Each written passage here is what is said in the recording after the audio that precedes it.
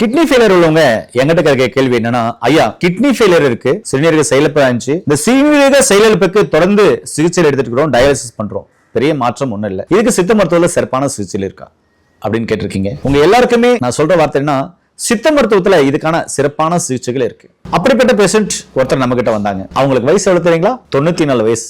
அவங்க பிபி இருந்தது, சுகர் இருந்தது, ஹார்ட்டுக்கு ட்ரீட்மெண்ட் எடுத்துட்டு இருந்தாங்க. அதே சமயத்துல கிட்னி ஃபெயிலியர் ஆகி இன்னைக்கு எல்லாமே ரிவர்ஸ் ஆகி ரொம்ப சந்தோஷமா இருக்காங்க. வீடியோவும் கொடுத்துருக்காங்க. அவங்க நம்ம கிட்ட வரும்போது எப்படி இருந்தாங்கன்னா, வயிறு பலூன் மாதிரி வீங்கிருச்சு, இன்னைக்கு நாளைக்கு வெடிக்கிற அளவுக்கு இருந்துச்சு அப்படின்ட்டு அவங்களுடைய பிள்ளைகள் சொன்னாங்க. நீங்க கேட்டிருந்தீங்கன்னா ஆச்சரியப்படுவீங்க.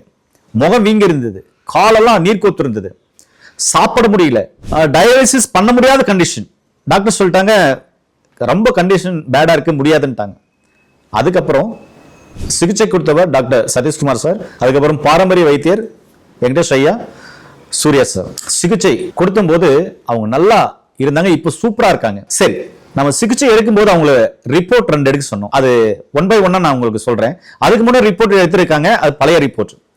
சரி, இந்த ரிப்போர்ட்டை பாருங்களேன். பேரு கிருஷ்ணவேணி, வயசு 94, ரிப்போர்ட் எடுத்த டேட் 26ஆம் தேதி 2வது மாசம் 26வது வருஷம். அப்ப அவங்களுடைய யூரியா 64, கிரேட்டின் 2.3, அவங்களுடைய EGFR லெவல் 19. இது நம்ம சிகிச்சை எடுக்கும் போது, சிகிச்சை எடுத்துனே இருக்கும்போது ஒரு ரிப்போர்ட் எடுங்கன்னு சொல்லுச்சு. பழைய ரிப்போர்ட் எல்லாம் தூக்கி சாப்பிட்டங்க ஐயா, பார்த்து சலிச்சிச்சு அப்படின்னு சொல்லும் போது இந்த ரிப்போர்ட் எடுக்க சொல்லுச்சு.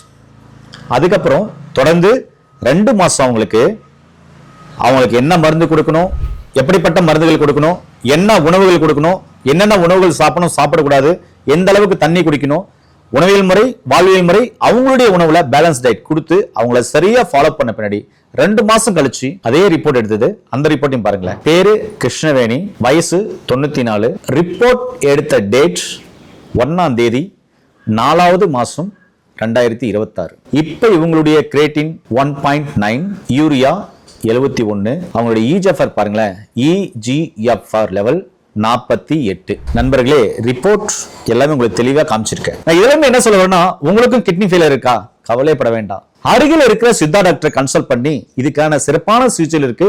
நீங்க எங்க இருக்கிறீங்களோ அங்க அவங்க கிட்ட தொடர்ந்து ட்ரீட்மெண்ட் எடுத்தீங்கன்னா நிச்சயமாவே நாள்பட்ட நோய்களாக இருந்தாலும் சரி, கிரானிக் டிசீஸா இருந்தாலும் சரி, அதை படிப்படியா ரிவர்ஸ் பண்ணிட முடியும். ஆனா ஒரே டாக்டரை தொடர்ந்து பாருங்க. அப்படி இல்லை அப்படின்னா கீழே போற நம்பருக்கு கால் பண்ணுங்க.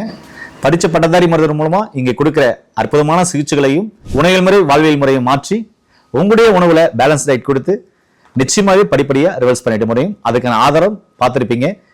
ஒருவேளை இப்படிப்பட்ட பேஷண்ட்கள் யாரா இருந்தா இந்த வீடியோவை அவங்களுக்கு ஷேர் பண்ணி விடுங்க, அவங்களுக்கு பயனுள்ளதா இருக்கும்.